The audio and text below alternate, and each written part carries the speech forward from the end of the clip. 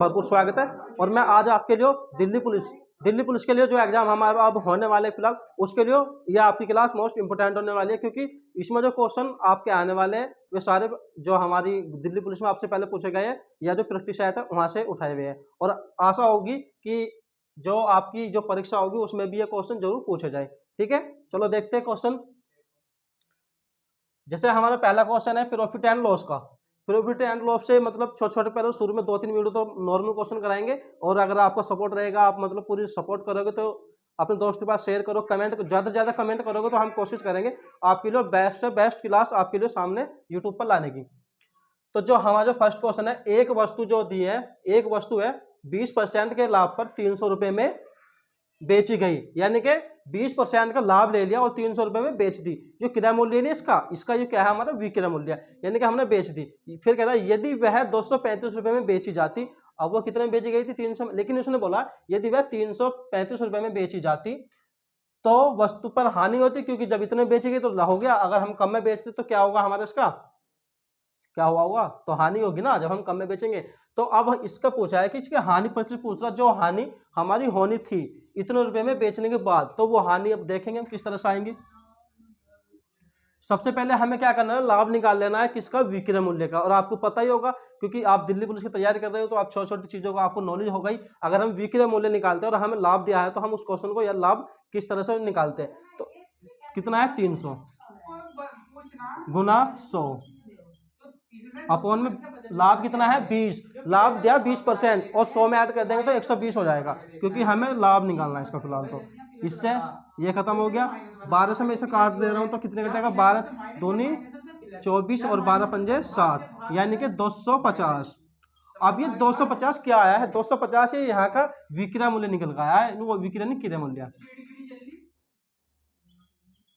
क्या आ गया क्रय मूल्य आया 250 रुपए। अब बात आती है 250 क्रय मूल्य आ गया, विक्रय मूल्य कितना है, विक्रय मूल्य उसने दिया है कितना 235, क्या है ये हमारा विक्रय मूल्य। अब हमें क्रय मूल्य भी मिल गया और विक्रय मूल्य मिल गया, तो अब निकालना क्या, अब हानि भी निकाल सकते हो, लाभ भी निकाल सकते हो। लाभ कब निकालोगे, जब हमारा विक्रय मूल्य क्रय मूल्य से ज्यादा हो, और हानि कब निकालोगे, जब हमारा क्रय मूल्य विक्रय मूल्य से ज्यादा हो। ठीक है, समझ में आ रहा होगा ना। अब इन दोनों का डिफरेंस ले लो, क्योंकि हमें हानि प्रतिशत चाहिए, तो डिफरेंस कितना आ गया इसका 15।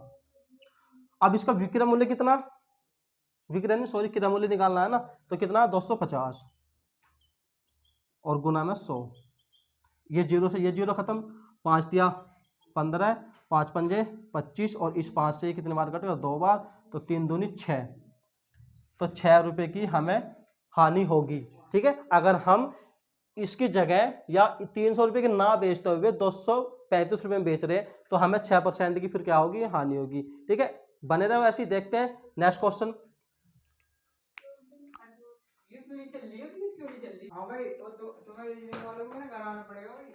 तो दोस्तों देखते हैं नेक्स्ट क्वेश्चन, हम इसे किस तरह से कर सकते हैं। ये भी प्रॉफिट एंड लॉस का ही है। इसमें क्या दिया है, यदि लागत मूल्य बिक्री कर मूल्य का 95% हो और उसके आधार पर लाभ का प्रतिशत क्या होगा, लाभ का प्रतिशत क्या होगा उसके आधार पर, यानी कि बिक्री कर, यानी कि बिक्री कर दी।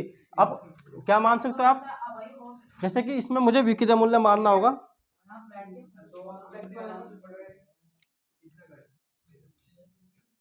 इसका जो विक्रय मूल्य है कितना 95 रुपए, नहीं विक्रय मूल्य हमें मान लेना होगा अपनी तरफ से ही, वो आएगा 100 रुपए।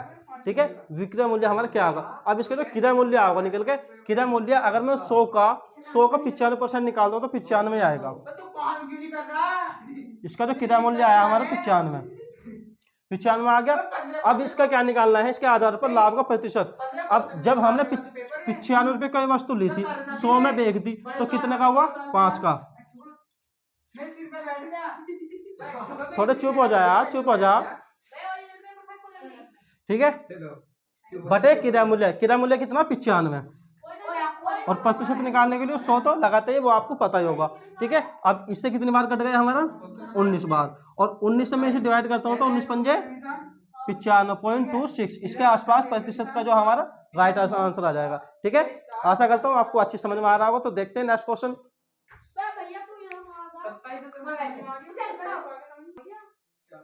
तो दोस्तों आपके सामने नेक्स्ट क्वेश्चन होगा, आप इसे बिल्कुल आसानी से कर भी सकते हो और आपने किए भी होंगे आपसे पहले। तो जैसे कि अब हम करने वाले, जैसे कि ए एवं बी की चालों का अनुपात दिया है, चालों का अनुपात दे दिया, हमने बस इतना नोट कर लिया। अब आगे हमें देखना क्या पूछा है उसने, क्या पूछा है, ए का समय पूछा है, चाल का अनुपात देगा, समय का अनुपात पूछ रहा है। तो अब हमें करना क्या है, जो भी हमें चाल का जो अनुपात है कितना है, 3:4 है, चाल का है ना, लेकिन उसने किसका पूछा, समय का, किसका पूछा है, समय का। तो इस अनुपात को उल्टा कर दो बस, यह अनुपात उल्टा कर दिया, किसका अनुपात हो गया, अभी समय का। अब हम पूरा क्वेश्चन पढ़ते हैं। यहाँ तक तो पढ़ आता है, ए बी से 30% अधिक लेता है, ए बी से 30% अधिक लेता है। तो अब हमें क्या करना है, ए ले रहा है ना, तो यू क्या होगा हमारा, ए है, ये बी है, ए बी से 30% अधिक ले रहा है। अधिक के लिए हम क्या करते हैं, इन दोनों का सबसे पहले एक बार डिफरेंस ले लो, इन दोनों का डिफरेंस ले लिया हमने एक, और वो एक किसके बराबर है, एक है हमारे 30 मिनट के, क्योंकि इसने दिया है कि ए बी से 30 मिनट अधिक ले रहा है, यानी कि ए ले रहा है, ठीक है। इन दोनों का डिफरेंस कितना आ गया, एक आ गया, और एक बराबर किसके है हमारा, 30 के, ठीक है। अब यहां तक हो गया। अब आगे चलो, अधिक लेता है तो ए का समय बताओ, समय, तो जब हमारी वैल्यू 30 आ गई, अब जिसका भी पूछ रहा है, अगर ए का पूछ रहा है तो इसकी ए में गुना कर दो, अगर बी का पूछ रहा है तो इसकी गुना मल्टीप्लाई बी में कर दो। तो अब हम इसमें कहते हैं, तो 4 × 12 तो 120। अब ये 120 क्या है, ये मिनट है, ये क्या है, ये मिनट, मिनट। अगर मिनट में ऑप्शन दिया है तो मिनट आ जाएगी, अगर घंटे में ऑप्शन दिया तो घंटे कितने बन जाएंगे इसके, कितने बन जाएंगे, 2 घंटे, क्या बन जाएंगे, 2 घंटे। अब आप ऑप्शंस में देखकर अपना आप आंसर चेक कर सकते हो, घंटे हो या मिनट हो, ठीक है। चलो चलते हैं नेक्स्ट क्वेश्चन पे।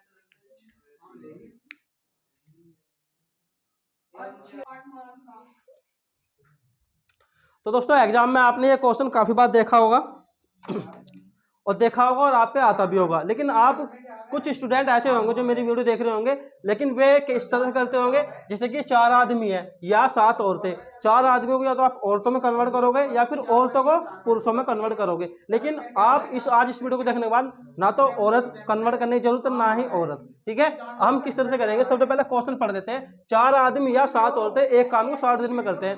कहने का मतलब क्या है, जो हमारे 4 आदमी है किसी काम को 60 दिन में कर रहे हैं, और अगर हम औरतें लेके पहुंच जाएं तो वे जो 7 औरतें हैं वे उसी काम को कितने दिन में करेंगी, 60 दिन में करेंगी। चलो आगे चलते हैं।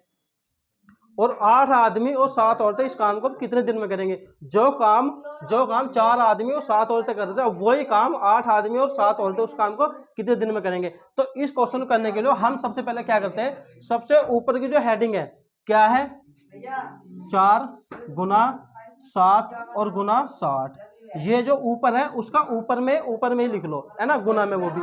अब क्या लिखेंगे, नीचे क्या लिखेंगे, यानी कि क्या लिखेंगे है, 4 क्या है, 4 आदमी ए, ठीक है, 7 औरतें, ओ आ गया, चलो मैंने औरतें लिखने, लेकिन वो मैन हो जाता है, कोई बात नहीं, डब्ल्यू लिख लो, वो मैन, ठीक है। 7 आदमी, वो 4 आदमी और 7 औरतें। अब इसके नीचे क्या लिखते हैं हम, दूसरी हेडिंग, 8 आदमी और 7 वोमेन ही आगे, ठीक है। अब नीचे में क्या लिखना है, इनकी त्रिज्यीय गुना का योग, यानी कि इन ऐसे गुना करो, इनकी 7 चौक 28 और प्लस और 8 सत्ते 56, बस यही हमें करना था, कुछ नहीं करना था। अब इसे जोड़ लो और इससे ऊपर से भाग कर दो तो हमारा राइट आंसर आ जाएगा। तो ऊपर में क्या लिख रहा है अभी, तो 4 गुना 7 गुना 60 अपोन में मैं इन्हें और इन्हें जोड़ रहा हूँ, तो कितना होगा, 14, 7 और 1 8, यानी कि 84, ठीक है। यहाँ तक तो समझ में आ रहा होगा आप सबके। मैं इससे इसे कट कर देता हूँ, तो 21 बार कट हो रहा है, इससे ये कट हो रहा है 3 बार, और ये 3 से कितनी बार कट होगा हमारा, 3 से 20 बार।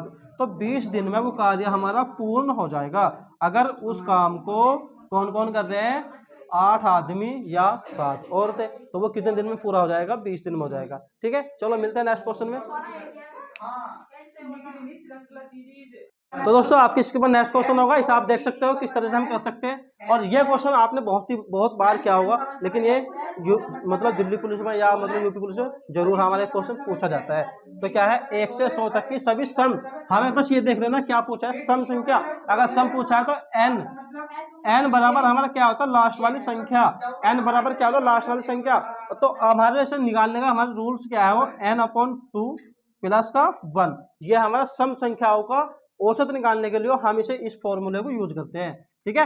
n है हमारा 100 को मैं 2 से भाग कर देता हूँ तो कितना आएगा 50, और 50 में 1 जोड़ दो ये वाला तो 51 आ जाएगा। अगर हम 1 से लेकर 100 तक की सभी संख्याओं का हम औसत निकालते हैं तो वो कितना आएगा हमारा 51। ठीक है। तो दोस्तों आज के लिए इतना ही काफ़ी। अगर आपको ये वीडियो मेरी अच्छी लगी हो तो अपने दोस्तों के पास शेयर करना, कमेंट करना, और जब तक आप सपोर्ट नहीं करोगे तब तक हम आपके लिए कुछ अच्छे से अच्छा करके नहीं आएंगे। तो आशा है आपकी कोशिश है। मिलते हैं नेक्स्ट वीडियो में।